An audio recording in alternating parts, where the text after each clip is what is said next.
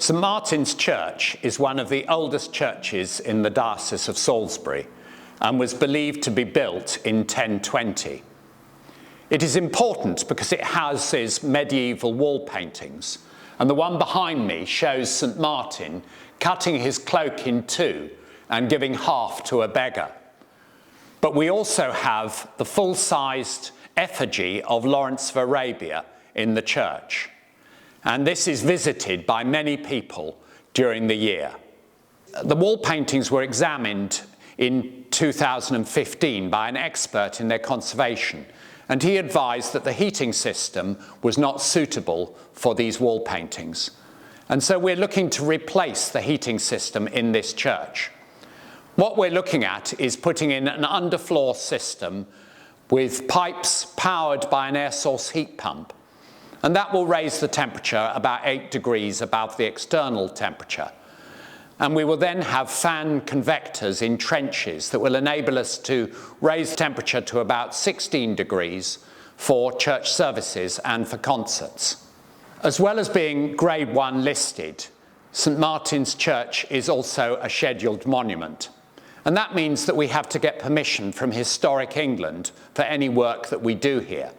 We also need to get planning consent to put the air source heat pump outside the church, as well, of course, as obtaining a faculty from the Chancellor of the Diocese. All these things take a lot of time, and we've been working on this for 8 years. We have a small but dedicated congregation who meet here for a weekly communion service. But it is also visited by many people who come to Wareham and come specifically to this church to see the effigy of Lawrence or the wall paintings.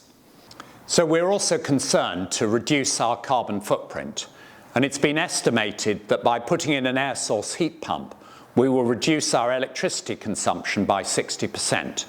8 years may seem a long time, and yet in the life of this church, it is but just a drop in the ocean.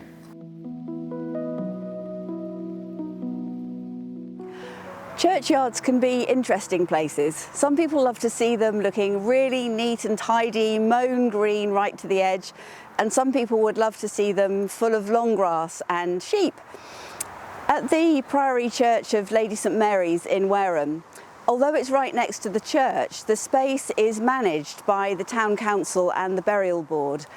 For the last few years, we've done a biodiversity survey, and it's been great because it's pulled in people from all over the community, a young person's eco group, people from the church, and other people from the town who are just interested in what might be growing and living in the churchyard. Last year, talking to the Burial Board and the Town Council, we decided not to mow just one patch of the churchyard. Not only did it look really pretty, lots of wildflowers and grasses in it, but what we found was that the insect population really increased.